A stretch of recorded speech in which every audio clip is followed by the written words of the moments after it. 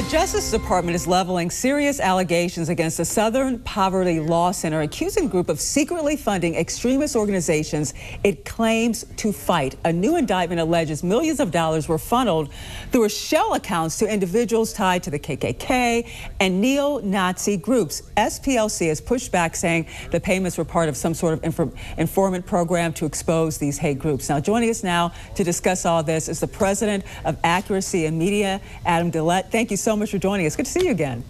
Great to see you. Thank you for having me. Well, these are really stunning allegations that a group really built on fighting hate, now accused of secretly playing members of some of those same very groups. Now, how big of a story is this, and what does it say about their credibility at this point? Well, I think it's an exceptionally significant story because their quote-unquote hate list has been used by everyone from advertisers to determine who to allow to advertise. Facebook used it to potentially deplatform people. People were allegedly debanked. They lost their ability to have a bank account, had it suddenly shut down, merely for appearing on their supposed hate list, all while this organization was literally funding hate. Hey everyone, John here. Welcome to the podcast. Multiple whistleblowers have emerged from inside Trump's own DOJ, systematically leaking evidence of politicized conduct to House Democrats and the press. The administration's response isn't self-examination. It's a frantic internal witch hunt to identify and punish the leakers. The paranoia is consuming them from the inside, and every new leak drives them deeper into it. The most recent whistleblower disclosure involves a prosecution that appears increasingly frivolous the more you examine it. The Trump regime has set its sights on the Southern Poverty Law Center in Alabama, an organization with a decades-long history of fighting extremism and hate groups. This entire criminal case now appears to be irredeemably tainted by grand jury misconduct. And the Justice Department is bringing charges against one of the nation's most prominent civil rights organizations. The Trump administration claims the Southern Poverty Law Center has been defrauding donors and funding the very hate groups it claims to be fighting. The SPLC is a nonprofit entity that purports to fight white supremacy and racial hatred. It was instead manufacturing the extremism it purports to oppose by paying sources to stoke racial hatred. Now the group CEO is defending its past payments to confidential informants and calling the charges government weaponization. There is no question that what we learned from informants saved lives. Today, the federal government has been weaponized to dismantle the rights of our nation's most vulnerable people. And the Southern Poverty Law Center has raised numerous red flags in a detailed court filing submitted to a federal judge. Their filing methodically demonstrates that numerous false statements about the organization's work with confidential informants have already been injected into the underlying pleadings and broadcast to the public. Statements that collapse under even the most basic scrutiny because they are remarkably easy to disprove. Consider what Trump's Department of Justice is actually alleging. They claim the Southern Poverty Law Center never informed the FBI, local police, or the Department of Justice about payments made to local confidential informants in various situations. Today, a few minutes ago, in the Middle District of Alabama, a grand jury returned an 11-count indictment charging the Southern Poverty Law Center with 6 counts of wire fraud, 4 counts of bank fraud, and 1 count of conspiracy to commit money laundering. In total, according to the indictment, between 2014 and 2023, SPLC paid at least $3 million to 8 individuals at least. These individuals were affiliated with the Ku Klux Klan, United Klans of America, National Socialist Movement, Aryan Nations-affiliated Sadistic Souls Motorcycle Club, the Nationalist Socialist Party of America, Nazis, and the American Front.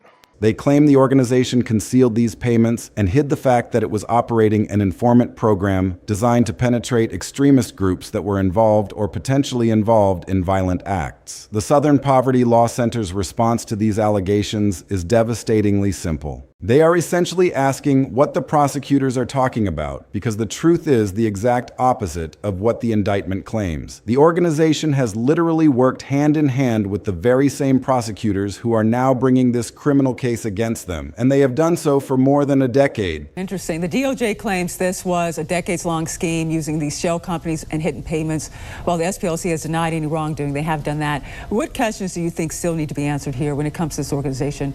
And how even should this investigation even move forward at this case? What are you looking for next? Well, I want to know exactly how pivotal the role of their informants were, how much they were involved in organizing these events. Okay. Because the infamous Unite the Right rally in Charlotte, that was a terrible situation. People died, and they paid someone $250,000 to help organize it. And the end result was, well, their budget went up to $150 million afterwards. They got a $1 million donation from George Clooney. For decades, the Southern Poverty Law Center has functioned as a partner with law enforcement, providing detailed information, preparing comprehensive dossiers that have led directly to successful criminal prosecutions. This was not a secret arrangement. This was a well-documented, long-standing, collaborative relationship. The same pattern holds true with the FBI. The same pattern holds true with local police departments across multiple jurisdictions. Before the prosecutors ever approached the grand jury, when the Southern Poverty Law Center first became aware that they were potential targets of a legally baseless criminal case, they proactively reached out and provided information yet again. They demonstrated conclusively that their informant program had always operated in close coordination with law enforcement, that the payments were transparent, and that the entire purpose of the program was to assist in fighting extremism. The evidence was right there. The documentation was comprehensive.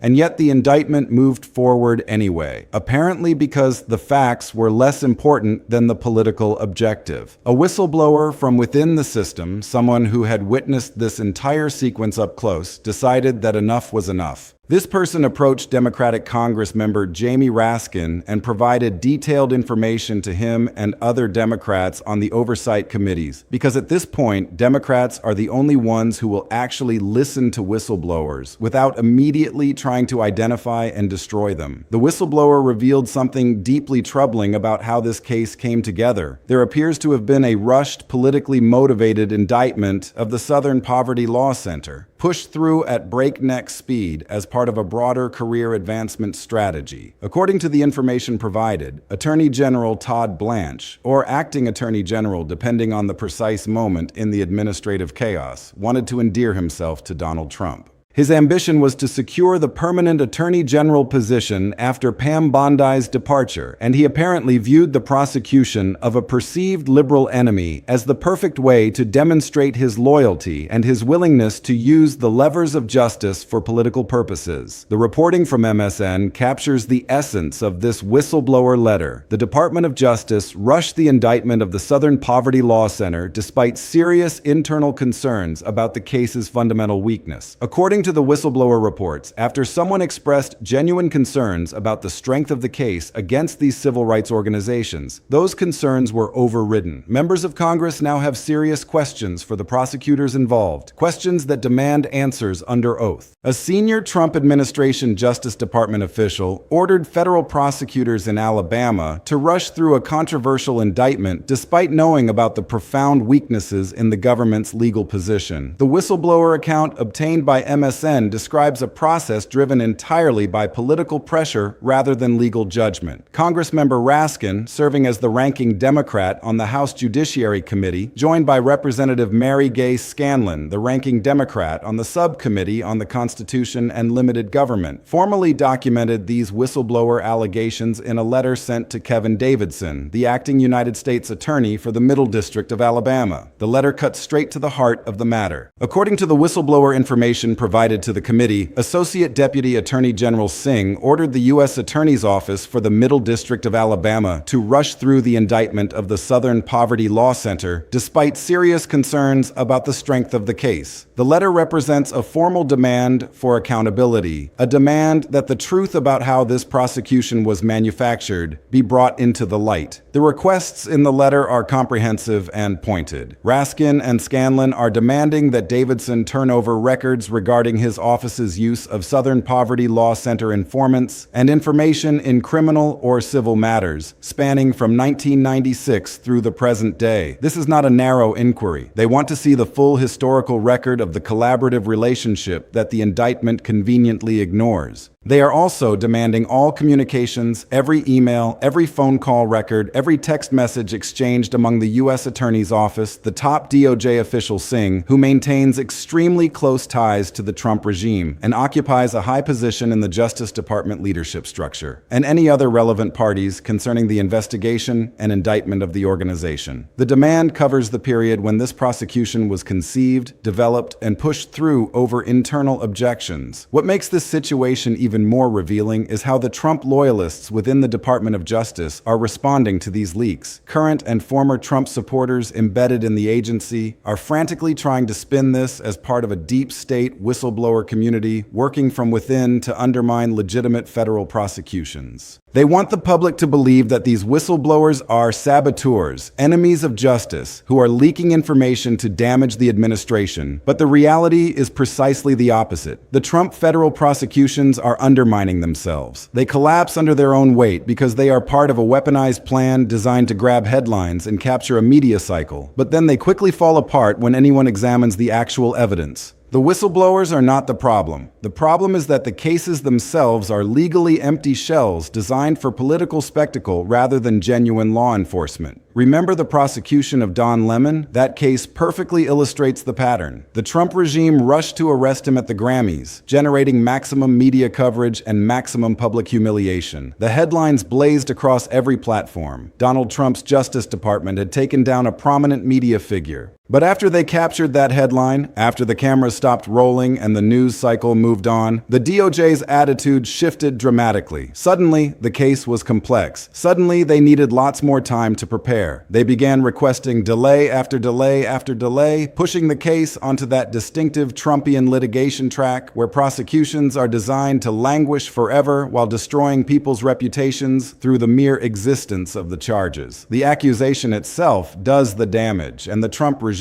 knows this perfectly well. They never need to win in court because they have already won in the court of public opinion the moment the indictment is unsealed. On the question of how paranoid the Trump regime has become about whistleblowers, this situation illustrates exactly how the whistleblower program is supposed to function. The same pattern emerged from the Eastern District of Virginia when every single prosecutor stood down and told Lindsay Halligan regarding the first Comey indictment that she would have to pursue that case entirely on her own. No one was willing to get involved in such an obvious reprisal prosecution. The same dynamic is clearly operating here with the Southern Poverty Law Center case. Career prosecutors recognized the political motivation, recognized the legal weakness, and wanted no part of it. The whistleblower stepped forward because the normal channels for raising concerns had been completely shut down by political appointees who answer only to Donald Trump. The biggest point, even setting aside the complete garbage nature of the case, involves the political pressure that the whistleblower has now exposed. The figure of Akash Singh is not some random name that happened to appear in the documents. He has turned up again and again in these situations. He functions as Todd Blanche's man on the ground for the United States attorney community, occupying a familiar post in the Deputy Attorney General's office. Under Blanche's leadership, Singh has become the brass knuckles enforcer, the person who makes the threatening phone calls and delivers the political ultimatums. He called up the prosecutors in Alabama and did not simply try to push past their objections, though any reasonable prosecutor would have had profound objections given that the case does not even begin to state a valid claim. Singh went further. He specifically demanded that they do it now, applying direct political pressure not only to bring the case, but to bring it immediately for whatever political reasons were driving the calendar at that moment. The response from Raskin to this situation reveals strategic sophistication. He is not demanding what any competent lawyer would know he cannot obtain. He is not asking the prosecutors to tell him everything about their internal deliberations and their privileged communications. He knows those requests would be denied, and he is not wasting time on them. Instead, he is targeting his inquiry directly at the heart of what makes this case so utterly meritless. The Southern Poverty Law Center has been telling the Department of Justice for years exactly what they were doing. No one attempted to hide the informant program. Quite the opposite, they repeatedly came to the department with this information, including an actual meeting in the U.S. Attorney's own office. Raskin is saying to the U.S. Attorney, give me your information on that relationship, because that information was conveniently excluded from the indictment, possibly excluded from the grand jury presentation entirely, and its existence fundamentally destroys the entire prosecution narrative. The case was already far-fetched in the extreme. The notion that the Southern Poverty Law Center had somehow turned over its entire institutional mission to helping the very extremist groups it was founded to combat requires believing something that defies logic. The organization has spent decades building its reputation on fighting hate groups and extremism. The idea that it would secretly be funding and supporting those same groups contradicts everything about its history and its public advocacy. But the case moves into an entirely different universe of implausibility when you consider that the organization was taking the information gathered through its informant program and bringing it directly to the Department of Justice or to local law enforcement officers. That would make perfect sense given the organization's mission. They fight extremism. They gather intelligence on extremist groups. They share that intelligence with law enforcement so that law enforcement can take action. This is exactly what the FBI and DEA and local police departments do every single day. They infiltrate criminal organizations. How do people think cases are built against the mob? You make your way inside the organization. You find an informant. You compensate that informant in some way. When that happens, no one accuses the Department of Justice of actually funding the mob. The claim would be ridiculous on its face. And yet the theory being used to prosecute the Southern Poverty Law Center is indistinguishable from that ridiculous claim. It is weak in 8 different ways, and the only plausible inference is political reprisal, or not even reprisal in the traditional sense, but simply going after a perceived woke enemy because the political leadership wants to see that enemy suffer. They did it in double time because the political calendar demanded speed. They did it arguably knowing or choosing to pretend not to know that the practice they are now characterizing as secretly helping extremist groups was something they had known about for years. They had known about it in exactly the context of what it actually was, an effort to fight extremist groups, the same kind of effort that federal law enforcement and state law enforcement engage in every single day. This is a cynical, empty, thoroughly political lawsuit that fails at every level of legal scrutiny. It fails on the facts, it fails on the theory, it fails on the evidence, and it fails because the people who brought it knew, or should have known, that it was built on a foundation of omissions and misrepresentations. The broader pattern here reveals something essential about how Donald Trump views the justice system and indeed how he views power itself. You cannot win a criminal prosecution or a civil lawsuit on your first day's headline. The legal system does not operate on the basis of who generates the most dramatic media coverage. But Donald Trump is someone who wants to grab the headline, then generate multiple follow-up headlines, and then never actually follow through on what the headlines promised. He distracts and obscures with new headlines, hoping people forget about the promises that were never fulfilled. The Don Lemon case illustrates this perfectly, and there are countless other examples of the same dynamic. Trump is perfectly comfortable with cases languishing indefinitely, while defendants stew in the purgatory of frivolous prosecutions, their reputations damaged, their lives disrupted, their resources drained by legal fees. This approach even extends to how Trump views American power internationally. He treats war the same way he treats prosecutions, as a headline opportunity. Declare victory and then move on, regardless of whether any actual victory was achieved. But there are other factors and other people who refuse to move on after the regime has engaged in this kind of conduct. There are judges who examine the evidence. There are defense attorneys who file motions to dismiss. There are whistleblowers who come forward with the truth about how cases were manufactured for political purposes. The Department of Justice, when it is functioning properly, does not engage in litigation by headlines. Career prosecutors are extremely careful. They will issue a carefully written press release if necessary, perhaps hold one press conference, but they are meticulous about protecting the integrity of the process. Allegations are clearly labeled as allegations. The presumption of innocence is respected. Defendants are not tried in the press before they have their day in court. Career prosecutors are not out on social media posting inflammatory messages about pending cases. This is precisely why the system developed these norms, because trying cases in public rather than in courtrooms produces injustice. Even setting aside the special obligations of prosecutors, any experienced litigator understands that you are not going to win your case through press conferences. There may be press strategies that are necessary along the way, but judges do not appreciate being pressured through media coverage. The press strategy has no material impact whatsoever on what actually happens in the courtroom. The courtroom is where you must focus your attention. The jury is who you must persuade. The rules of evidence are what you must follow. Win your case through legal argument and admissible proof. After you win, if you feel the need to take a victory lap, do it with humility and restraint.